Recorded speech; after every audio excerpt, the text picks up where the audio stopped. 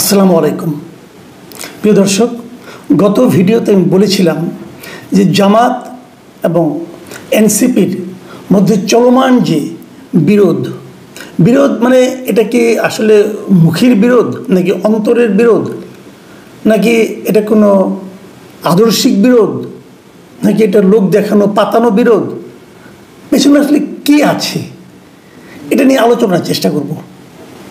আমি যে সব জানি তা কিন্তু নয়, আমার জানার কোনো কারণও নাই, কারণ আমি জামাত এবং এনসিপি কোনোটাই করি না। এদের দু একজন নেতার সঙ্গে মাঝে মাঝে কথাবার্তা হয় এবং নিজে যতটুকু বুঝি আমার অভিজ্ঞতা দিয়ে সেটাই জাস্ট আপনাদের সঙ্গে আমি একটু শেয়ার করব। বিভিন্ন সম্ভাবনা নিয়ে কথা বলবো, আপনারাও পরে সিদ্ধান্ত নিতে পারবেন যে আসলে ঘটনা কী দাঁড়াতে পারে। আপনারা জানেন বৃহত্তর উৎপত্তি হলো কী নিয়ে? উৎপত্তি হলো শাহবাগে আওয়ামী লীগকে নিষিদ্ধ করার জন্য যে আন্দোলন হচ্ছিল, সেই আন্দোলনে সবাই কিন্তু একসঙ্গে ছিল।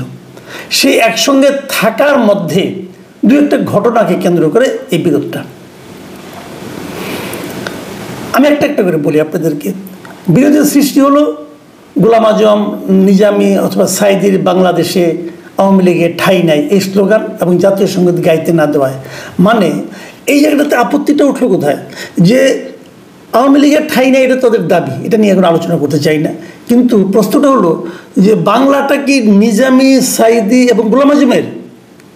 তারা তো বাংলাদেশের স্বাধীনতারই বিপক্ষে ছিলেন, তো তাদের কি করে বাংলাটা হয়? পয়েন্টটা হলো যে স্বাধীনতা যুদ্ধে জামাতে ইসলামী অথবা এই জামাতের এই নেতারা যে ভূমিকা রেখেছেন, সেই ভূমিকাটাকে এনসিপি পছন্দ করছে না। এনসিপি বলছে তোমাদের ওই ভূমিকার ব্যাপারে তোমাদের অবস্থানটা ক্লিয়ার করতে হবে, তোমাদের ক্ষমা চাইতে হবে অথবা অন্য কিছু। বিরোধটা কিন্তু এই জায়গায়। কেন? এনসিপি কি আগে জানতো না যে জামাতের এই নেতাগুলির ভূমিকা কি? জানতো, এবং জেনেই তো তারা একসঙ্গে আন্দোলন করেছিল হাসিনা বিরোধী। ঠিক আছে, আপনারা হয়তো বলবেন যে বৃহত্তর শত্রুকে মোকাবেলা করার জন্য ছোট ছোট বিরোধ যাদের সঙ্গে আছে তারাও একত্রিত হয়ে আন্দোলন করতে পারে, করেছে, মানলাম। কিন্তু তখনও তারা এই বিরোধগুলো নিয়ে আলোচনা করতে পারত, কিন্তু এই বিরোধগুলো নিয়ে কিন্তু কখনো প্রকাশ্যে কোনো ধরনের আলোচনা হয়নি। তো এই ঘটনার পরেই বা হলো কেন? আগে কি হয়নি?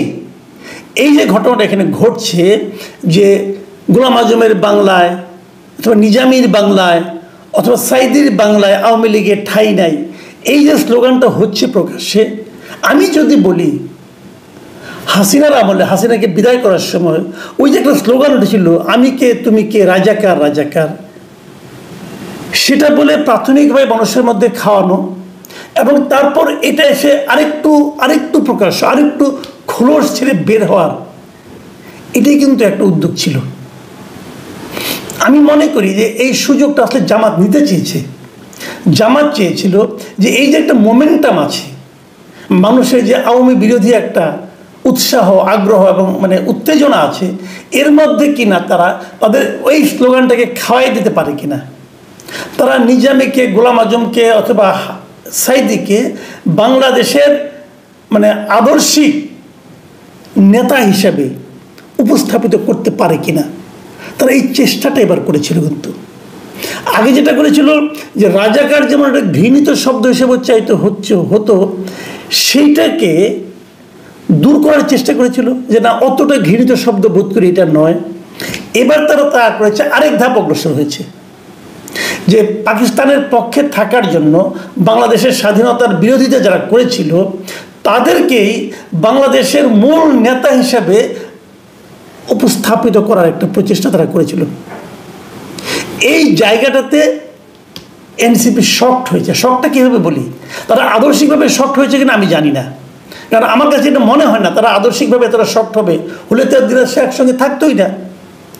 শকটা হয়েছে ওই জায়গায়, তারা ভয় পেয়ে গেছে। আসলে ভয় পেয়ে গেছে, তারাও এটা জানে বাস্তব, তারা তো সারা দেশে ঘুরেছে, তারা বাস্তবতাটা জানে যে এদেশের মানুষের কাছে আর যাই হোক গোলাম আজম, নিজামী অথবা সাইদিকে বাংলাদেশের মানে মূল নেতা হিসাবে উপস্থাপন করা সম্ভব নয়। এদেশের মানুষ এটা মেনে নেবে না। সাইদি সাহেব বড় আলেম ছিলেন, কোনো সন্দেহ নেই, উনি অত্যন্ত ভালো আলেম ছিলেন এবং মানুষকে উনি মুগ্ধ করতে পারতেন ইসলামিক বক্তৃতা দিয়ে। কিন্তু তার মানে এই নয় উনি বাংলাদেশের স্বাধীনতা চেয়েছেন এবং আজকের বাংলাদেশটা ওনার চিন্তার থেকে হয়েছে। গোলাম আজমের মানে আপনার চিন্তা প্রসূত এইটা দেশ, এইভাবে বলা যাবে না ভাই। গোলাম আজমের বাংলাদেশ মানে কি এরকমই বোঝায়, এটা হবে না, এটা খাওয়াতে পারবেন না। তো এনসিপি দেখেছে এটা তো খাওয়ানো যাবে না, যেটা খাওয়ানো যাবে না। আমি যদি তার সঙ্গে থাকি তাহলে লোকে কিন্তু আমাকে জামাতেরই পার্ট ভাববে, শিবিরেরই পার্ট ভাববে। তো এটা এনসিপি হতে চায়নি। হতে না চাওয়ার আরও দুই একটা কারণ আছে। এনসিপি গঠনের সময় কিন্তু একটা ঝামেলা হয়েছিল।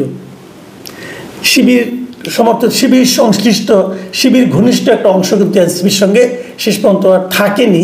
তারা যে পরে আপ বাংলাদেশ নামে আরেকটা পার্টি করেছে। আর জামাতের সঙ্গে এনসিপি থাকবে কি থাকবে না এটা নিয়ে অনেকদিন ধরে আলোচনা হচ্ছিল, কিন্তু এর মধ্যে এনসিপি হিসেব করে দেখেছে যে জামাতের সঙ্গে থাকাটা তাদের জন্য লাভজনক হবে না। তাহলে এনসিপি কি একা নির্বাচন করবে? সামনে তো নির্বাচন, সামনে যত কিছুই বলেন, যত কিছুই হচ্ছে, আওয়ামী লীগকে নিষিদ্ধ করেন, অমুক করেন, তমুক করেন, সব কিছুই মানতে রাজি আছি।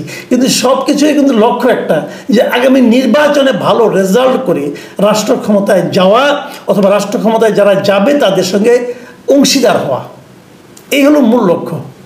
তো এনসিপি এর মধ্যে দেখেছে যে তারা এককভাবে নির্বাচন করলে 2-3টার বেশি সিট পাবে না ভাই, এটাই রিয়েলিটি। তাহলে তাদের কোনো না কোনো দলের সঙ্গে একীভূত হতে হবে, জোটবদ্ধ হতে হবে। তারা কার সঙ্গে জোটবদ্ধ হবে? তারা এটাও দেখেছে যদি তারা জামাতের সঙ্গে যায় জোটবদ্ধ হতে, তাহলে তাদের পক্ষে কিন্তু ওই জামাতের আসন বড় 30-35টা পর্যন্ত আছে, অথবা 40টা, এর চেয়ে বেশি হতে পারে না। তাহলে যদি জামাতের সঙ্গে যায়, জামাত তো তাদের আসনগুলো এনসিপিকে ছাড়বে না, কারণ জামাত যেখানে আছে সেখানে দৃঢ়ভাবেই আছে। কিন্তু সেখানে তো তারা এনসিপিকে কেন ছাড়বে? আর জামাত করে একটা আদর্শিক রাজনীতি, তাদের ক্যারিয়ার ভিত্তিক রাজনীতি, সেই রাজনীতি তাদের তো ছাড় দেওয়ার কোনো প্রয়োজন নাই যেখান থেকে তার লাভ না হবে। কাজে জামাতও ছাড়বে না। জামাতের সঙ্গে ছাড়লে, জামাতের সঙ্গে গাঁটছাড়া বাঁধলেও তাদের একটা ইমেজগত সমস্যা হবে। আর দ্বিতীয় আরেকটা সমস্যা হবে, তারা ক্ষমতাও যেতে পারবে না। তাহলে ক্ষমতায় যেতে হলে তাদেরকে গাঁটছাড়া বাঁধতে হবে বিএনপির সঙ্গে। তো বিএনপির সঙ্গে যদি আপনি গাঁটছাড়া বাঁধেন, তো বিএনপিতে প্রথমেই জানতে চাইবে যে তুমি কি জামাতের সঙ্গে আছো নাকি নাই। কারণ বিএনপি জামাত একসঙ্গে একসময় ছিল, কিন্তু জামাতের সাম্প্রতিক কর্মকাণ্ড, 5 আগস্টের পরে বিভিন্ন কর্মকাণ্ড বিএনপির সহযোগী হিসাবে কিন্তু বলা যায় না। সেক্ষেত্রে অনেকে মনে করছে যে এনসিপি হয়তো নির্বাচনের সময় বিএনপির সঙ্গে একটা জোট করতে চাইতে পারে। তো বিএনপির সঙ্গে জোট করতে চাইতে গেলে তাদের একটা পয়েন্টে তো বোঝাতে হবে যে আমি জামাতের সঙ্গে একেবারেই নাই। সেই পয়েন্টটাই এবার জামাত তাদের হাতে তুলে দিয়েছে এবং এই পয়েন্টটা রেজ করার মাধ্যমে তারা একই সঙ্গে আশা করছে যে এই যে বিলুপ্ত আওয়ামী লীগের যে ভোটগুলো আছে সেই ভোটগুলো হয়তো তাদের অনুকূলে আসতে পারে। এই ধরনের ইকুয়েশন অথবা চিন্তা তাদের মধ্যে আছে। যদিও আমি মনে করি, আমার পার্সোনাল ইকুয়েশন, এটা অতটা হয়তো হবে না। কেন হবে না সেটা নিয়ে পরে আরেকদিন বলবো। কিন্তু তারপরেও তাদের মধ্যে প্রত্যাশাটা হয়তো কাজ করছে যে আমরা জামাত বিরোধী, আমরা মুক্তিযুদ্ধের পক্ষের, এগুলো বলে তারা কিছু করতে পারে কিনা। তো এই সমস্ত ইকুয়েশন আলটিমেটলি কোথায় যে দাঁড়াবে বলা কঠিন। আবার আরেকটা জিনিসও হতে পারে, আরেকটা অপশনের কথা বলি। সে অপশনটা হলো এই পুরো জিনিসটাই কিন্তু আপনারা পাতানোও ভাবতে পারেন। হয়তো পরে যে এক হয়ে যাবে, আপাতত একটা পাতানো ভাবে আসছে এবং তারা হয়তো জামাতকে এক ধরনের ছাড়ও দিতে চায়। কারণ এরই মধ্যে কিন্তু একটা দাবি উঠেছে যে যদি গণহত্যার কারণে আপনারা আওয়ামী লীগকে বাতিল করেন, তাহলে এর চেয়েও বড় গণহত্যার সহযোগী হিসাবে জামাতকে কোনো বিচারের আওতায় আনবেন না। আবার এখন ট্রাইব্যুনালের হাতে রাজনৈতিক দলের বিচারের একটা ব্যবস্থা আছে, তো সেই ট্রাইব্যুনালে কেন জামাতের বিষয়টা আসবে না? বড় ভয়ঙ্কর ব্যাপার। কাজেই এখন তারা চিন্তা করছে যে এগুলো বলে জামাতকে চাপ দিয়ে জামাত যদি 71-এর ঘটনার জন্য ক্ষমা চায়, তাহলে সেটাকেই তারা হয়তো একটা ইস্যু হিসেবে দেখাবে, দেখো জামাত তো ক্ষমা চেয়েছে, অতএব জামাতের সঙ্গে আমরা থাকতে পারি। এভাবে একটা পাতানো খেলাও কিন্তু হতে পারে। আলটিমেটলি কি হয়েছে এটা আপনারা আগামী 2-1 দিনের মধ্যে আপনাদের কাছে স্পষ্ট হয়ে যাবে বলে আমি মনে করি। প্রিয় দর্শক, এখন এ পর্যন্তই। আল্লাহ হাফিজ।